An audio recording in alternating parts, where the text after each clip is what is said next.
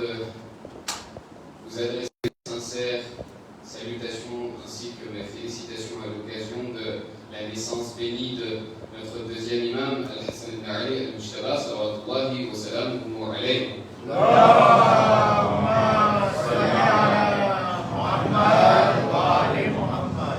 Ensuite, c'est un grand plaisir, c'est un grand honneur surtout d'être à nouveau parmi nous après, je pense, un peu plus d'un an et demi, de revoir vos visages lumineux, de revoir cette jeunesse qui respire à grande énergie.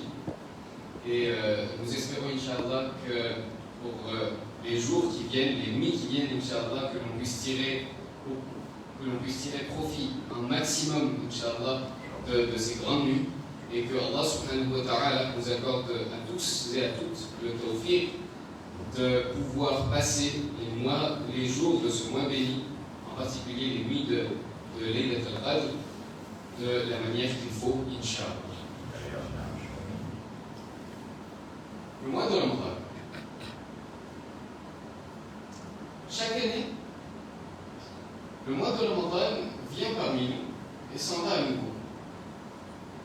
Mine de rien, aujourd'hui, nous sommes déjà au 15e jour du mois béni de Ramadan. Et c'est de cette même façon que toute notre vie passera et s'écoulera devant nos yeux. Notre premier imam, Ali bin Abi Talib, salawatullahi wa salamuhu alayhi. Allahumma salli ala Muhammad wa ali Muhammad. Notre premier imam dit Al-fursatu tamurru. Le temps que tu vois, le temps que Allah subhanahu wa ta'ala t'a donné, eh bien ce temps s'écoulera. Cette vie s'écoulera devant tes yeux de la même façon que les nuages passent devant tes yeux. Ta vie se terminera, ta vie finira par s'estomper sans que tu t'en rendes compte. Dans cette vie, et chaque année, Allah subhanahu wa ta'ala nous a donné cette opportunité qui s'appelle le mois béni de Ramadan. Question. Chaque année, le mois béni de Ramadan vient dans ma vie et s'en va à nouveau. Mais le mois béni de Ramadan ne vient pas tout seul. Le mois de Ramadan vient avec des défis spirituels pour le croyant. Vient avec des challenges, avec des défis physiques aussi. Reste affamé, reste assoiffé, mais surtout des défis spirituels. Par exemple, Allah subhanahu wa ta'ala dit dans le Saint-Coran, ce même chapitre Al-Baqarah que nous lisons durant le mois béni, et ce verset qui est si célèbre durant ce mois. Qu'est-ce qu'on dit? Ya ayyuhalladhina amanu kutiba alaykum siyam kama kutiba alal ladhina min qablikum la'allakum tattaqun. Allah subhanahu wa ta'ala dit ô vous qui avez cru. Allah ne dit pas aux musulmans, Allah ne dit pas aux gens, aux croyants. Non, Allah subhanahu wa ta'ala dit aux croyants, ô vous qui avez cru. Ya ayyuhalladhina amanu kutiba alaykum siyam. Le jeûne vous a été prescrit de la même façon qu'il avait été prescrit pour les gens avant vous. Pourquoi? Peut-être atteindriez-vous la piété. Peut-être atteindrez-vous la taqwa. Un hint que Allah subhanahu wa ta'ala nous fait ici, un indice que Allah nous donne ici, c'est qu'un des défis spirituels du mois de Ramadan, c'est la taqwa. Mais parfois, j'ai tendance à griller les étapes dans ma vie. Peut-être intentionnellement, peut-être non intentionnellement. Je me dis parfois que j'essaie d'avoir cette taqwa pendant le mois béni. J'essaie d'acquérir cette taqwa. Mais force est de constater que lorsque le mois de Ramadan se termine et lorsque la Eid arrive, le dernier morceau de mitin, le dernier morceau de friandise rentre dans mon ventre, dans ma bouche, mais la taqwa, je ne la sens toujours pas. Je me dis, waouh, la bonne fille, elle était très délicieuse. Mais la taqwa, rien du tout. On verra, l'année prochaine, peut-être. Allah subhanahu wa ta'ala me dit, attends de voir. La taqwa que tu essaies d'assimiler dans ce mois béni, peut-être que tu es en train de griller une étape. Peut-être qu'il te faut quelque chose avant cela, afin que tu puisses aller et te diriger vers la taqwa. Et cette chose qui nous manque, mes amis, vous savez ce que c'est? Cette chose qui nous manque, qui nous est citée dans les riwayat de l'Ahlul Bayt, et particulièrement notre sixième imam, Sadiq al-Muhammad, Ja'far ibn Muhammad al-Sadiq, alayhi salatu wa salam. Allahumma salli ala Muhammad wa ali Muhammad. Puis le sixième imam me dit, tu sais qu'une chose qui te manque dans ta vie, c'est quoi? Avant d'atteindre la taqwa, tu sais ce que c'est? C'est la proximité avec Allah subhanahu wa ta'ala.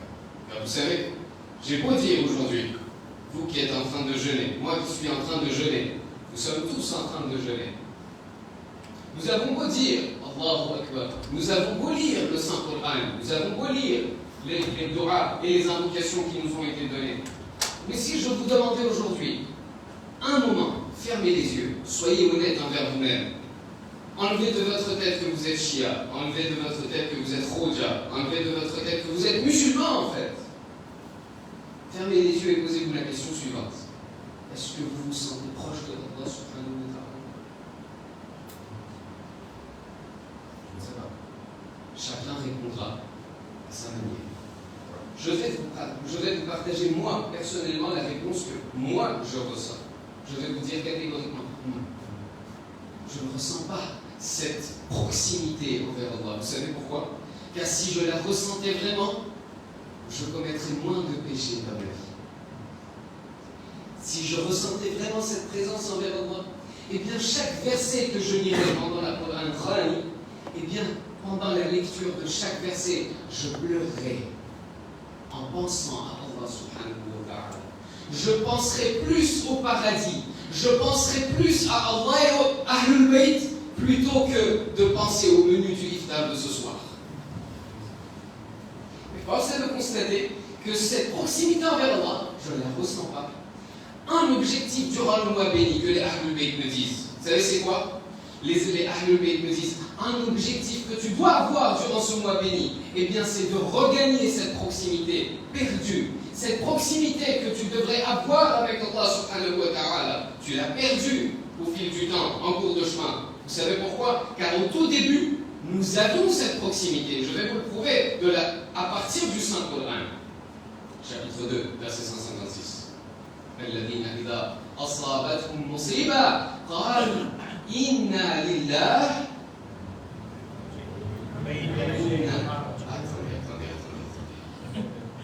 Je dois vous préciser une chose. C'est que les dars que nous sommes en train de conduire actuellement sont différents de ce que l'on récite pendant le mois de Muharram et tout le reste. Vous savez pourquoi? Parce que lors du mois de Muharram, lors des douzaines de majlis, eh bien, nous avons ce que l'on appelle un monologue. Je récite, vous m'écoutez, vous ne pouvez pas parler, vous ne pouvez pas me poser des questions, vous ne pouvez même pas me dire que Cheikh, tu dis n'importe quoi. Pendant les dars, nous n'avons pas ce que l'on appelle un monologue, nous avons ce que l'on appelle dialogue. Je ne parlerai pas seul. Vous allez parler avec moi. Si vous avez des questions, vous pourrez me les poser. Si j'ai des questions à vous poser, je pourrais désigner n'importe qui parmi vous. Vous serez obligé de répondre. Restez attentifs et aidez-moi. Je sais que je vois de beaux visages devant moi qui sont radieux actuellement, mais qui sont aussi fatigués à cause du jeûne. J'attends aussi le iftar avec vous. Aidez-moi un tout petit peu avec un grand salawat ala Muhammad wa ali Muhammad.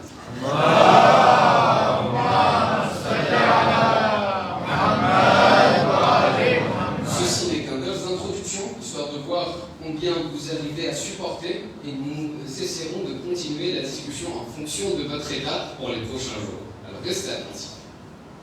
Allah subhanahu wa ta'ala dit Inna lillah wa inna ilayhi raji'un. C'est de la part de Dieu, c'est de Dieu que nous venons, et c'est vers lui que nous retournerons. Question.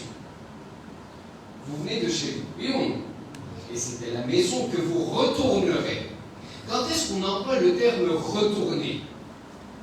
C'est quand on vient d'un endroit que l'on dit je retourne là-bas. Vous allez me dire, non mais nous on était dans ce monde et on va aller vers Allah. Non, Allah subhanahu wa ta'ala me dit le contraire. Il me dit non, tu n'étais pas venu dans ce monde. À la base tu étais chez nous. À la base tu étais chez nous. Inna lillah, tu étais chez nous, on t'a envoyé dans ce monde, wa inna ilayhi raji'un, et c'est vers nous que tu vas devoir retourner. C'est là que je comprends que cette connexion avec Allah, cette proximité avec Allah, je l'avais à la base. C'est au fil du temps, en me noyant dans le monde, en me noyant dans le matérialisme, que j'ai fini par perdre cette connexion avec Allah. Le mois de Ramadan est là. Allah m'a envoyé ce mois béni afin que je puisse retrouver cette connexion, afin que je puisse me reconnecter à Allah subhanahu wa ta'ala. Il faudra le faire. Vous savez pourquoi? Parce que le saint prophète Mohammed Mustafa sallallahu alayhi wa sallam, le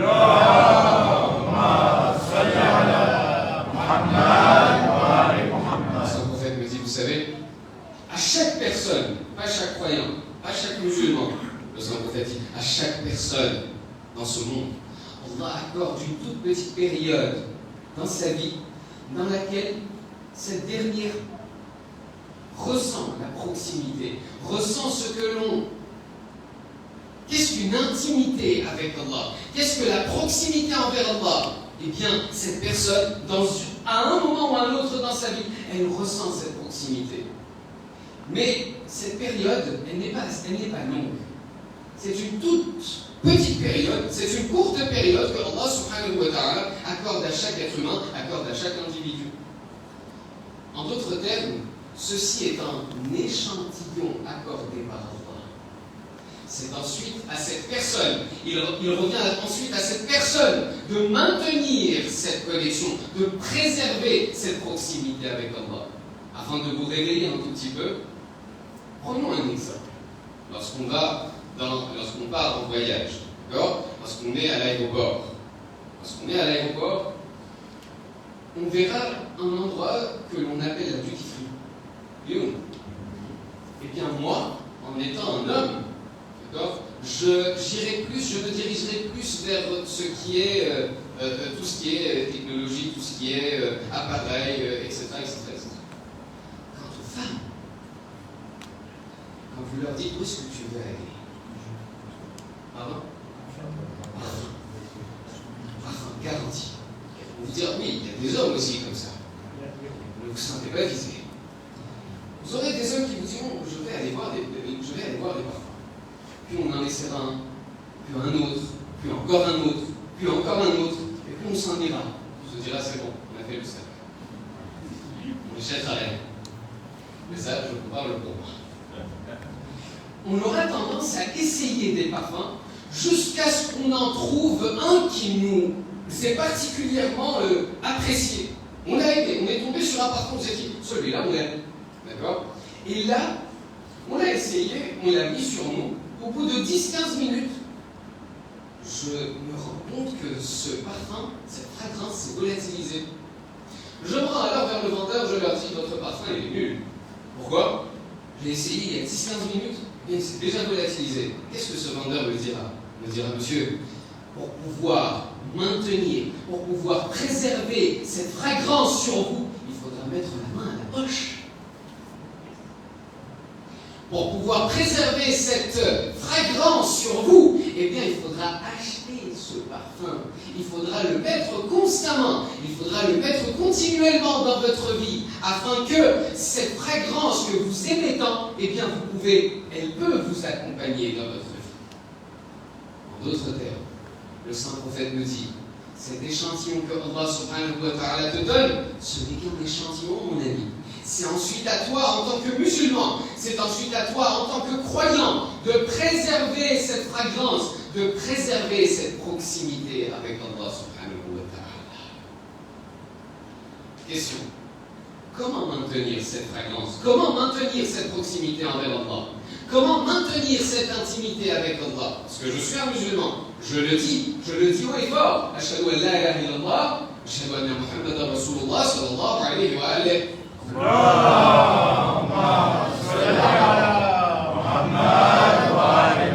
ulama nous donnent 3 à 4 astuces et nous disent essayez de maintenir, essayez d'appliquer ces 4 astuces dans votre vie et vous verrez comment est-ce que vous ressentez pas à pas la proximité avec Allah subhanahu wa ta'ala. Vous savez ce moment où on se dit je ne ressens pas la présence d'Allah. J'ai l'impression d'être seul dans ma vie. Les savants me disent, essaie d'appliquer ces 4 choses dans ta vie, surtout pendant le mois de Ramadan. Si tu arrives à voir ces 4 choses pendant le mois béni, tu réaliseras alors que ce mois béni de Ramadan sera différent de tous les autres mois de Ramadan que tu auras passés auparavant. Premièrement, les savants nous disent, tu veux ressentir la proximité envers Allah, tu veux ressentir, tu veux être intime avec Allah dans ta vie. Première chose, tawakkul. La confiance en Allah. Attention, je ne parle pas de cette confiance dans laquelle je dis, Allah, je sais que tu es avec moi. Allah, tu es avec moi. Oh, moi, tu sais ce que je fais. Moi, tous les jours, je me dis, Allah est avec moi. Allah est grand. Et ça, c'est une phrase que j'aime beaucoup. Allah est grand. Mais lorsque les savants me disent, tu sais quand est-ce qu'il faut mesurer, tu sais quand est-ce qu'il faut jauger cette confiance que tu as en Allah, lorsque tu tombes dans un malheur ou dans une difficulté. Lorsque tu tombes dans une difficulté, c'est alors qu'on viendra te demander, où est ton Allah?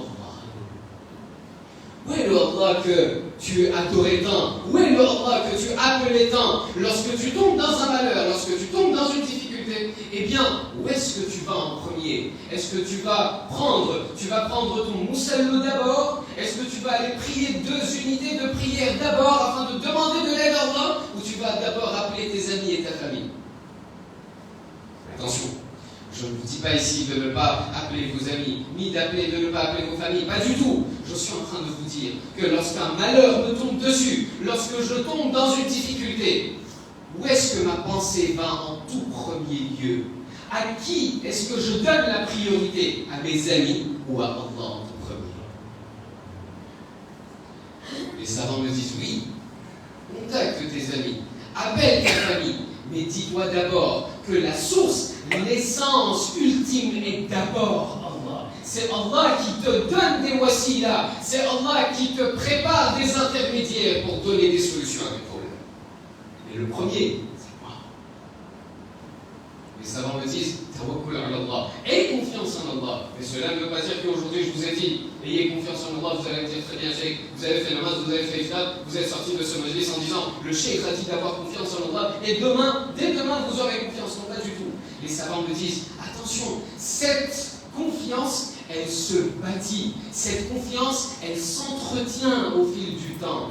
Et cette confiance, elle ne se gagne pas du jour au lendemain. Ce n'est pas parce que tu dis j'ai confiance en Allah que tout va redevenir normal. Non, pas du tout. Cette confiance, tu dois la construire de la même façon que tu vas à la salle de sport.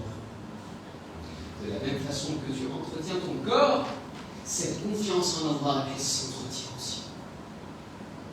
Comment construire, comment consolider cette confiance envers Allah? Les savants me disent, prenez un papier. Prenez un stylo, prenez vos notes, ouvrez votre téléphone, ouvrez vos notes, ouvrez le Saint-Coran, ouvrez les riwayat de Ahlul Bayt, sélectionnez les versets, sélectionnez des riwayat et des ahadiths qui vous tiennent particulièrement à cœur, sélectionnez des riwayat dans lesquels vous vous identifiez vous-même, dressez une liste. Lorsque vous tombez dans un problème, lorsque vous tombez dans une difficulté, eh bien, sortez cette liste et lisez tout ce que vous avez sélectionné. Vous savez, la Coran Trani qu'on lit actuellement, je vais vous poser une question aujourd'hui. On était au 15e Siparo. Dites-moi. 16e. On est le 15e jour, c'est-à-dire le soir, 16e. C'est bon, on est à l'heure. Allah subhanahu wa ta'ala, c'est très bien. Ce qu'on fait ici, c'est très bien. Moi aussi, je suis au 16e Siparo. Ce que je suis en train de vous dire, c'est que Allah subhanahu wa ta'ala, mon cher ami, s'il t'a donné le Saint-Coran, ce n'était pas d'abord pour être à jour avec le mois béni de Ramadan. Le Coran, il t'avait été donné pour qu'il puisse être une solution à tous tes problèmes. Le Coran que tu tiens actuellement dans ta main, c'était à la base d'une ordonnance que Allah t'avait donnée. Ce n'est pas un livre de poésie. Les savants nous disent, sélectionne des riwayat, sélectionne des versets qui te tiennent à cœur afin de consolider ta confiance envers Allah. Je vais vous donner un exemple. Un verset qui nous est commun à tous. Allah subhanahu wa ta'ala dit, chapitre 2, verset 286, le dernier verset. Allah dit, Bismillah ar-Rahman ar-Rahim, La yukallifu Allahu nafsan illa wus'aha. Allah n'impose à personne aucune charge qu'il ne peut porter, qu'il ne peut soulever. Lorsque je lis ce verset, lorsque je tombe dans un problème et lorsque je lis ce verset, la première chose, le premier sentiment que j'aurai, eh bien ce sera la tranquillité de mon cœur, la tranquillité de l'âme. Pourquoi? Parce que lorsque je tombe dans un problème et lorsque je lis ce verset dans lequel Allah me dit attention, ne t'inquiète pas, si un problème te survient, si tu tombes dans une difficulté dans ta vie, eh bien souviens-toi, n'oublie pas que cette charge, ce problème, tu peux le soulever. C'est là que Allah me dit Ala bi dhikrillah tatma'innul qulub. Tu recherches la tranquillité du cœur, mon ami. Tu recherches la tranquillité du cœur, mon serviteur. Tu ne l'auras nulle part ailleurs. Si tu cherches la tranquillité du cœur, tu l'auras dans mon texte et dans mon rappel à moi. Première chose. Deuxième des choses, et je suis obligé d'avancer rapidement, le namaz est en train de nous attendre. Deuxième des choses, Allah subhanahu wa ta'ala, les savants nous disent, vous savez, les déclarations ne suffisent plus. Il faut agir en conséquence et il faut faire des actions. Je vois des gens ici, particulièrement la beauté du Jamaat de Saint-Pierre, ce sont ces jeunes, les jeunes qui composent ce Jamaat. Vous les jeunes, je vous pose une question. Il y a un mois, on était quelle date? On est le 16 mars aujourd'hui, oui ou non? Il y a un mois, on était quelle date? Le 16 février. 2 jours avant, on était le 14 février. Qui dit 14 février, dit quoi? La Saint-Valentin. Vous pouvez oublier. Là-bas, personne n'oubliera. De l'autre côté, tout le monde s'en souvient. Le 14 février est arrivé. Je suis rentré du travail, si je suis allé. Je rentre du travail et je vais voir mon épouse ou mon époux. Et je lui dis, tu sais, aujourd'hui on est le 14 février, je t'aime, je pense beaucoup à toi. C'est toujours comme le premier jour. Et on sort un poème, un long poème. Et c'est là que l'épouse nous dit, laisse tes bobards d'abord, donne-moi le cadeau. Le cadeau d'abord, qu'est-ce que tu vas préparer? Allah subhanahu wa ta'ala nous dit, tu en as trop dit. Tu as dit la ilaha illallah, tu as dit Allahu Akbar, tu as dit alhamdulillah. Je veux voir dans ta vie comment est-ce que tu m'aimes vraiment. Si tu déclares ton amour envers Allah, mais Allah te le demande. Oh mon serviteur, les déclarations, c'est fini maintenant. Je veux que tu me montres dans ta vie comment est-ce que tu m'aimes et à quel degré, à quel point tu m'aimes vraiment. Vous savez un moyen de montrer notre amour envers Allah? Un moyen de montrer notre amour à Allah, vous savez c'est quoi? Ce n'est pas moi qui vais vous le dire. C'est Allah lui-même qui le dit à Nabi Allah Moussa, au prophète Moussa, en disant Ya Moussa, كذب من زعم أنه يحبني, est un menteur, celui qui prétend m'aimer. Je ne sais pas pour vous, je parle pour moi. Moi je prétends aimer Allah. Nabi Allah Moussa dit, est un menteur. Allah dit à Nabi Allah Moussa, ô Moussa, dis-le à mes serviteurs, est un menteur celui qui prétend m'aimer.